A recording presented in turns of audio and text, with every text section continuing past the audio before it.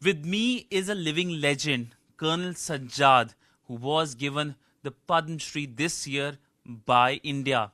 He has been honored by the highest civilian award of Bangladesh, which is equivalent to the Bharat Ratna, and an award also which is equivalent to India's Veer Chakra. And of course, he knows a lot. He has written 55 books. But let's talk about something which we all are celebrating, the 50th anniversary of the liberation war of Bangladesh, in which you played a key role. So if you can talk about that 50 years hence, what were the things back then in 1971? I was a member of Pakistan's 14th Para Brigade, located in a strategic area of Shakargarh, north of which is Jammu border. I was a very talented officer. I was very quick in learning. I had a photogenic memory. I was very good in map reading, night navigation. Before I escaped from Pakistan, I had to take a decision whether to live such comfortable life with a sound career and with so much of honor you have of the military, and go into an uncertain land and the future nobody knows. I just knew a resistance is growing in Bangladesh, that's all. Mm-hmm. But the tragedy of Hamlet came into my heart. To be or not to be, to do or not to do, I decided to do. First, I collected every information I had on the Pakistan's brigade, their tank deployments likely, their anti-tank ditches, helicopter pads, ammunition dumps, everything. Put every information into my boot. And with lot of effort, days and nights walk, I walked into India. And this I handed over to Indian authorities. They interviewed me, talked to me days in and days out, and got every information. And I'm very pleased to tell you, during the war in December, they told me it was a great use for them. They won a decisive victory in Shakargarh enclave, penetrating 56 miles into India. 2 Paramveer Chakras awards were there. Arun Khetrapal and Major Hoshiar Singh, both of whose families are known to me. That was my humble role. And again, when I came and joined my sector, my commander-in-chief and my sector commanders who were senior to me are very happy because I knew Pakistan's tactics. I knew their weakness and their strong points. And I was a very well-trained officer. So I devoted myself in fighting with the Mukti Bahini, giving them leadership. Indian authorities, Indian forces also required me at times for consultation and for accompanying them into operations, which I did to my best of ability. And I thought I have earned a lot of respect from them. But after the killing of Bangabandhu Sheikh Mujibur Rahman, as you are aware, history took a backseat. Pro-Pakistani elements came back to power. Martial law like Pakistan was declared. Freedom fighters were marginalized. Many freedom fighters were put to jail, many were killed, and many lost their job. I lost my job when I was not even 30 years. And at that age, I was a lieutenant colonel. And then I was in a very bad shape. But then I started devoting myself in writing books and reading and teaching. And that's what I'm still doing.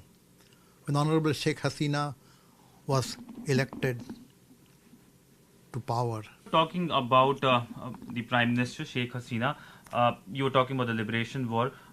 But I want to talk about something which you are doing, something that is never seen in the history.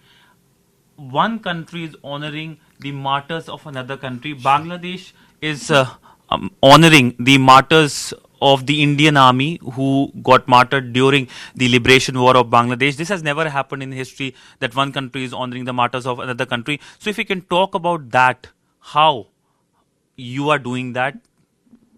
Okay. 5 years back, Honorable Sheikh Hasina invited a few of us who are authors and writers and who are writing history of Bangladesh for a lunch in her house. She's a very progressive person, very educated.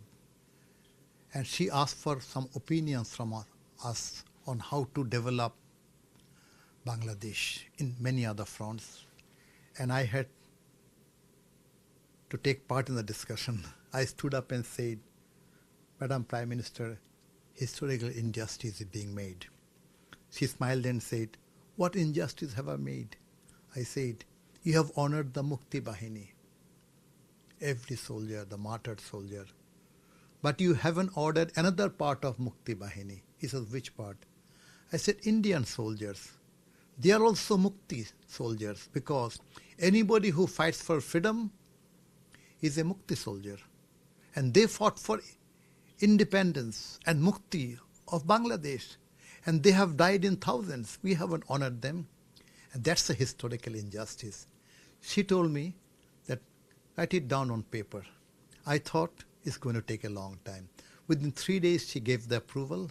We must honor every Indian martyred soldier. And I was put in charge. And very lucky for me, she gave an order. She will personally deliver the first awards to a number of martyred families in Delhi. If you remember that, I did conduct the program. Honorable Sheikh Hasina was very pleased. It was such an emotional program. To do this job, I had to write their life and death stories. I have gone to so many martyred families' homes. One thing is common. Their mothers or sisters or brothers or fathers catch my hand and say, "Oh, Bengal gaya or mar gaya. Bengal hum log ko yaad nahi karta." And now they can never say that. And I go and tell them that Bengal wants to remember you. And that's a beautiful thing to do. No country has honored the fallen soldiers of another country. Because Americans were not honored by French or Germans, or British were not honored by French and Germans. So Italians didn't honor anybody, but Bangladesh is a grateful country. A grateful country is an honorable country, and Sheikh Hasina is honorable for that. I think she has earned her prestige internationally by doing that, and every country should follow this trend. Also, I have felt an urge to write about the battlefield stories of the Indian Army, which I am writing now also. So you've carried the bodies of the Indian soldiers as well? Yes, in the battlefield, a number of battlefields, which I was a local boy. I was a boy at that time, when Indian soldiers were wounded and I used to help them and carry their dead bodies also in these two hands. What an honor for me. And also, let's remember one thing which is historically correct. The blood of the Indian soldiers were flowing, are flowing, will flow through the great rivers of Padma, Meghna, Jamuna and Tista and make our land more fertile. The bondage is bondage of blood. Bondage is bondage of friendship. Our history is tied to bloodshed. We must honor the blood of the martyred soldier. Also, Bangabandhu Sheikh Mujib felt the same way. When he came from Pakistan, and then the discussion was Indian soldiers are going to go away. Mrs. Gandhi told, I heard, Sam Manekshaw, prepare your soldiers to come back. Let it be a birthday gift to Sheikh Mujib, the father of Bengali nation. On the 12th of March, Bangabandhu appeared in the big stadium and where he took the salute of 4 guard regiment and said farewell, every praise for them. Glory to Indian Army. This is the only army probably in history who went into a land, conquered the land, but not a single rape case, not a single murder case. No women were disgraced, no home was looted. That's a great honor. And look at Pakistan. We are the same people. They molested our women, burnt our houses, killed our children, destroyed the villages. And that even by the name of holy religion. That even talking about jihad. That's the difference. I hold Indian soldiers in very high esteem. But then I also feel that our lives are getting limited now. When we will not be there, the relationship between the new generations of India and Bangladesh should carry forward the legacy of friendship and honor and dignity together. Like people like you. And I now try to engage with Indian new generation. Whenever I go to India, I give some lectures. I go to your television stations. Now I am online by Zoom and other medias, talking to many Indian universities. Yesterday I was Maharashtra Education Board, and the children have so many questions for me. So I was coming to the fact that India has honored you. India has conferred the Padma Shri on you this year. How do you feel that? Oh, it's a great honor. Maybe I am not qualified for that. I am very humbled by this. But then, honor is very nice to get. But bigger honor is a satisfaction in the faces of the martyred families, that their dear ones are being honored. I have taken so many martyred families to the place of the martyrdom to say their last prayer, the prayer in the places. Whenever they say their prayer and come back to Dhaka with me, they are all smiles. They feel happy. They feel together with their martyred brothers or sisters or whoever comes with them. So Bangladesh was born, it saw a genocide by the Pakistani army. It led to a creation of a new state. Idea, of course, was given by Jinnah of the division of the Indian subcontinent, but you have been talking about how Jinnah's Pakistan was a Kabristan for your country. If you can talk about that.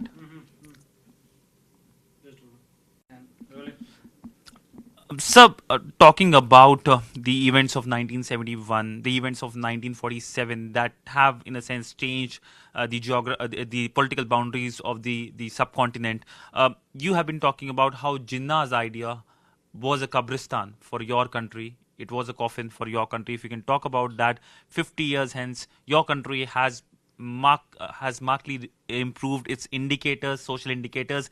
It's considered an economic miracle, while West Pakistan, which is Pakistan now, has gone below you.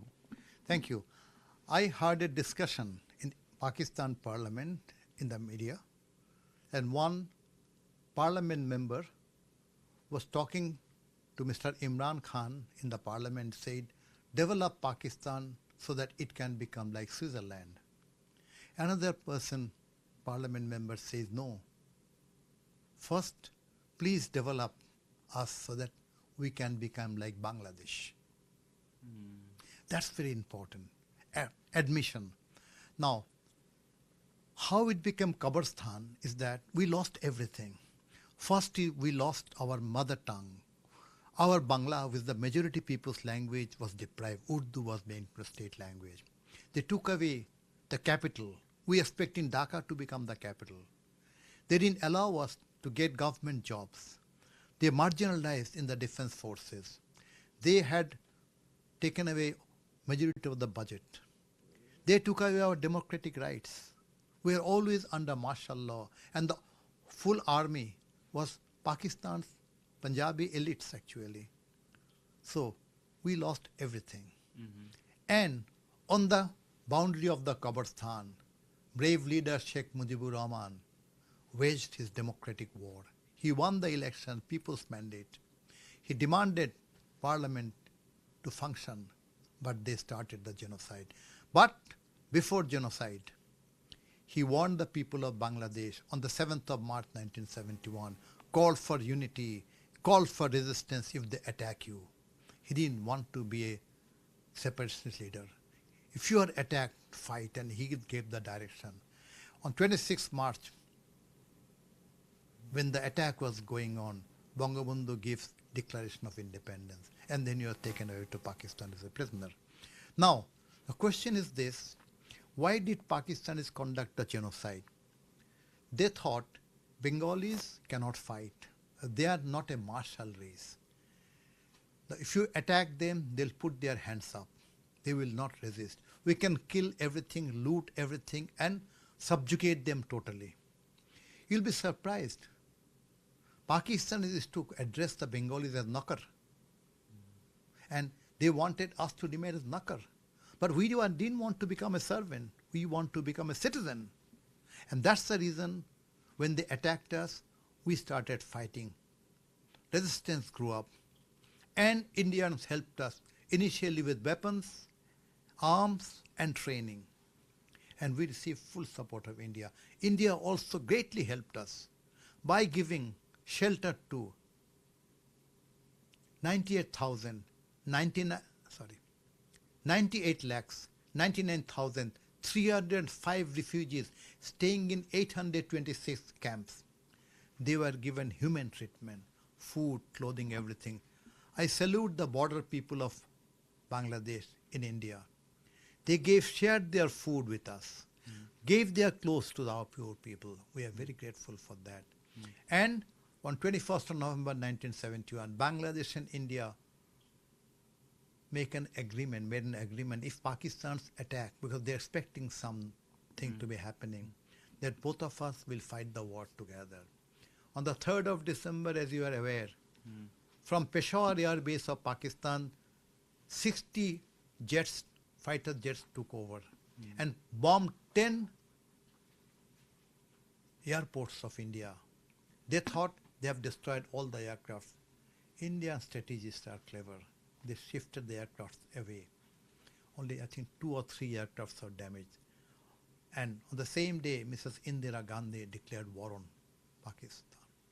And Mukti Bahini and Indian forces marched together and we won the victory. But let me tell you one thing. It's a disgrace for Pakistan army. 93,000 soldiers surrender.